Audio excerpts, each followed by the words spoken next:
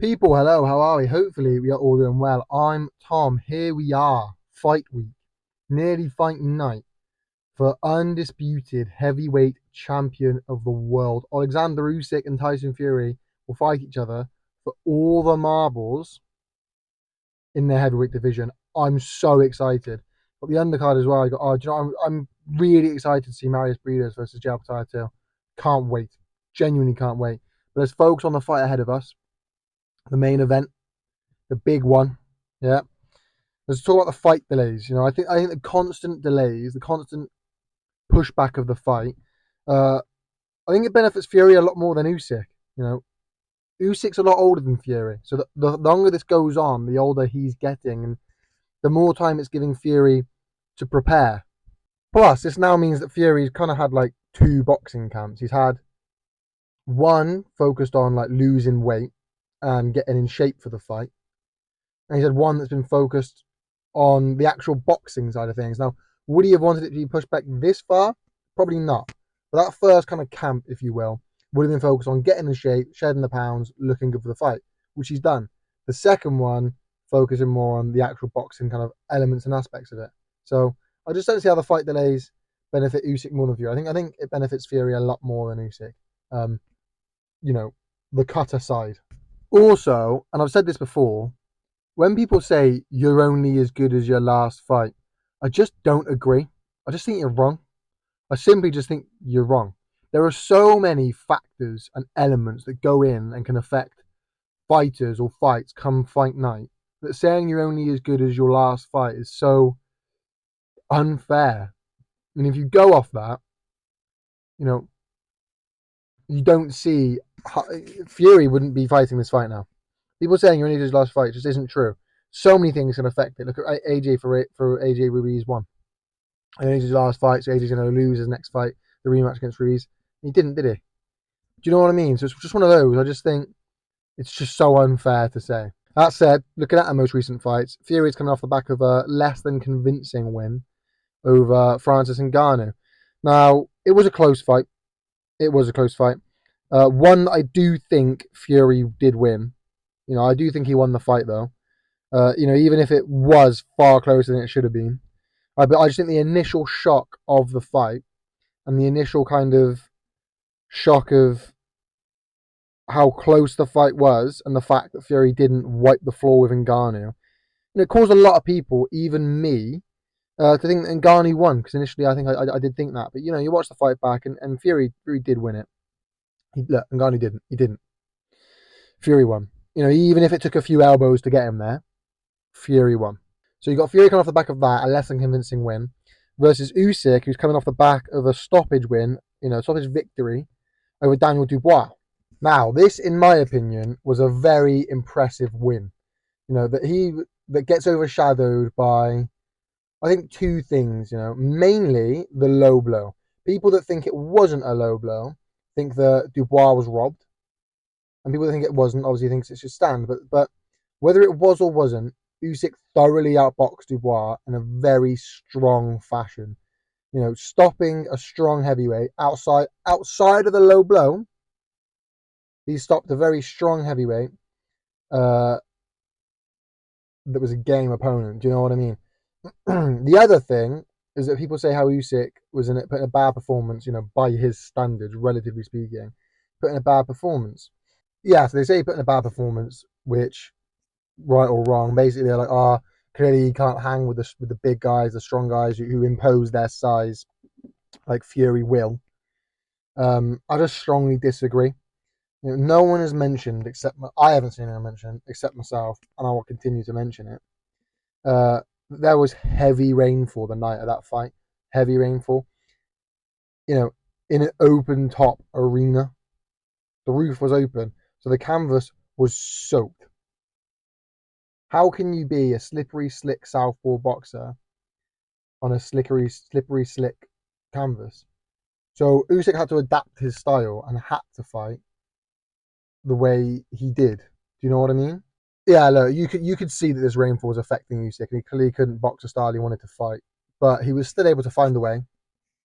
He still managed to get the job done and do what he needed doing and find a style and adapt to the way So that's what was happening, and get what needed to be done done.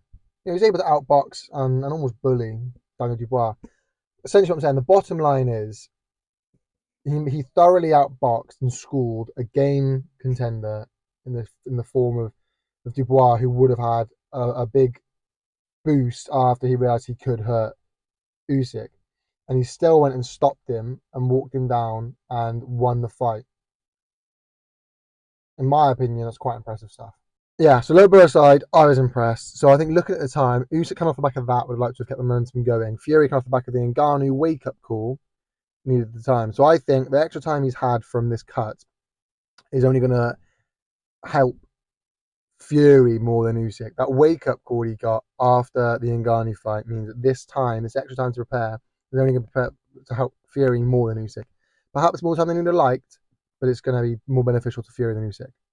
Now, looking at this fight specifically, it's tough. A lot of people, well, most people say that Usyk's small.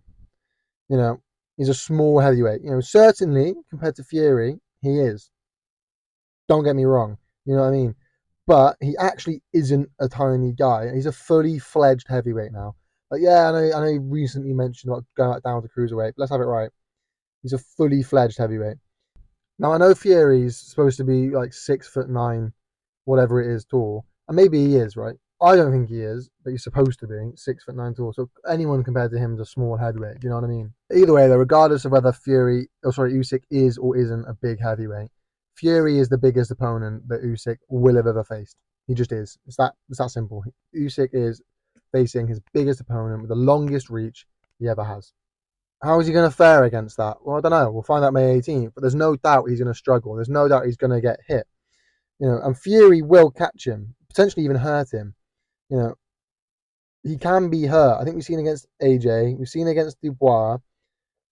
Both those guys managed to hurt him. So a man of Tyson's size constantly jabbing him in the face, look, it's going to add up. You know what I mean? There's no doubt eventually add up. Equally, Usyk being a slick, slippery southpaw with an unbelievable boxing IQ, it's going to pose a lot of problems to Tyson Fury. We've seen it before. I think this will be no different. So it kind of balances out. You know what I mean? It cancels itself out. All this to say, it's going to be good and it's going to be close. I, however, don't think it's going to be this game of cat and mouse that so many people are saying it's going to be. Fury being the cat, Usyk the mouse, Fury just chasing Usyk around the ring. I just don't see it like that. Tyson is big and he is now aggressive, but looking at the current shape he's in, it doesn't look like he's prepared for a game of cat and mouse.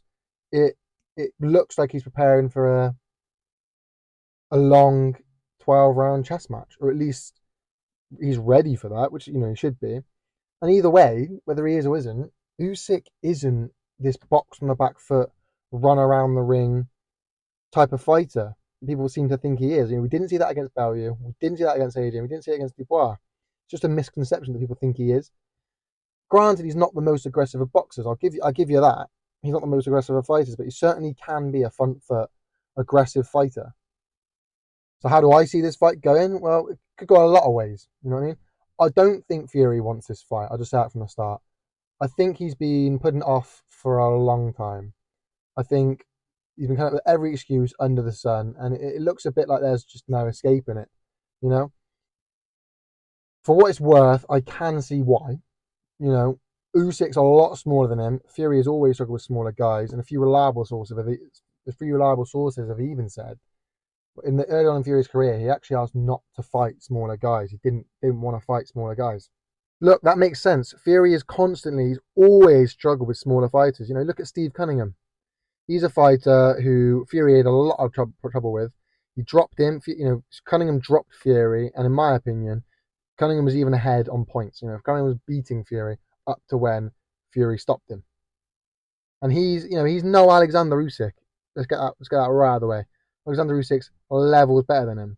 So, and Usyk's a southpaw.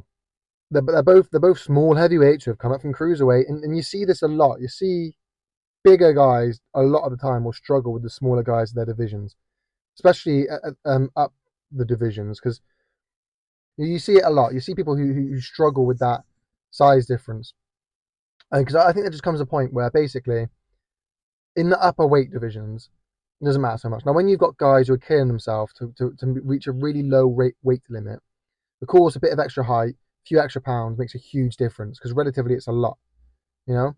And when you got somebody who's able to do that and make the weight, of course, it makes a huge difference.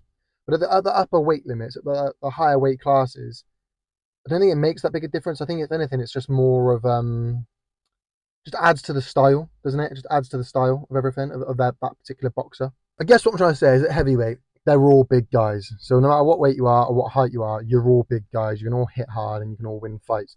So whether you're taller than one opponent or smaller than one opponent, it will just add to your style, whether you box in and out. I think that's what I'm trying to say. You see it a lot. Look at Mike Tyson. He was a smaller guy. You got Evander Holyfield, obviously Alexander Usyk. They're top level guys who were small for their division. I think and they dominated. It just comes a time where it doesn't actually make a whole lot of difference. When you hit a certain size, even if you're smaller than the rest, you're still big enough. It just changes your style. You know what I mean? But sometimes for the better. Big guys struggle with fast, small, light guys. AJ didn't like it. It's not like he didn't try to impose his styles. Same with Dubois. It's not like they didn't try, but it's difficult when you got Alexander Usyk in front of you. Will Fury be any different? We'll see. So the way I see it going is this: I think Fury wants no part of this fight, and I think he'll rush Usyk right from the start and try to get him out of there really early. And this could work, right? Tyson could get an early KO and stop him early and say, "Oh, told you, it's nothing. He's a rabbit. He's this, that, and the other," and it might happen, but I think more than likely Usyk's gonna weather the storm, and I think he'll survive the early onslaught from Tyson Fury, pushing his weight around and trying to like walk him down. The Fury will start to lay off. He'll begin to almost be the mouse of the game. Like letting Usyk walk him down, letting Usyk be the aggressor, almost kind of accepting, okay, this is going to be a chess match. And win the first few rounds as Usyk kind of gets into the fight. Sorry, I'm just reading off. I wrote it down. He'll win the early rounds as Usyk kind of gets into the fight and is working it out. And we see that a lot with Usyk. We saw it when he fought Bellew, and then as the fight starts to go on, Usyk will come into his own and take over. So I think if there is a stoppage, it will be Fury inside 3 from the early on rush, the early on onslaught, or Usyk after 9, as I think Fury won't be able to handle Usyk's pace. Not from like fitness. I think Fury's very fit. I just think from Usyk's speed, we see it a lot. Quite similar to Daniel Dubois. He'll just like kind of quit. You know what I mean?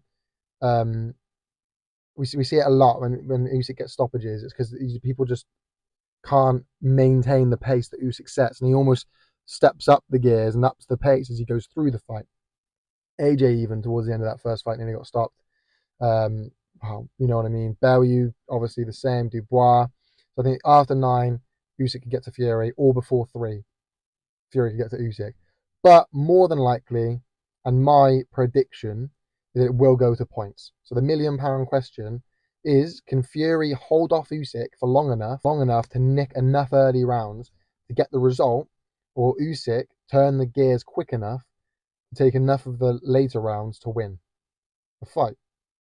My official prediction, ladies and gentlemen, is the latter. I think Usyk on points.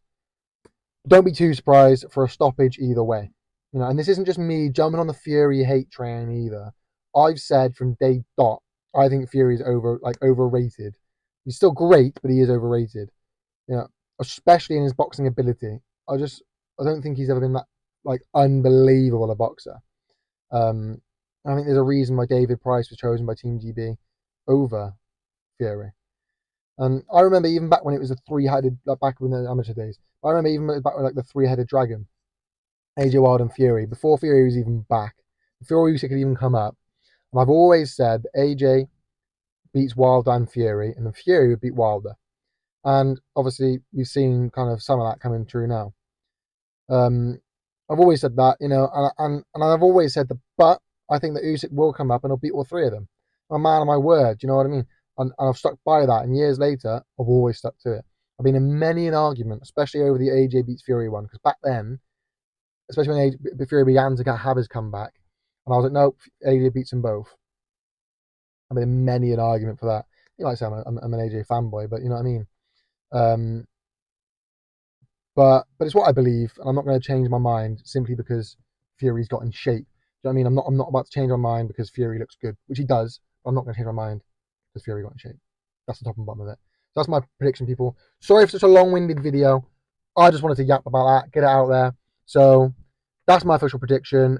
Fury could stop Usyk inside 3 with an early onslaught. Usyk could stop Fury after 9 by that pace setting. But more than likely, it goes to points, and I think Usyk will begin to switch on the gears late enough, or Fury will step back early enough. Sorry, yeah, early, not late enough, and maybe nick a couple of the early rounds to get the result. But you let me know your thoughts down below, people. Same as always, get a conversation going. I'm excited. Hopefully you are too. Thank you so much for watching, people. Make sure you leave a like, comment, subscribe. You know how YouTube works, people. Peace.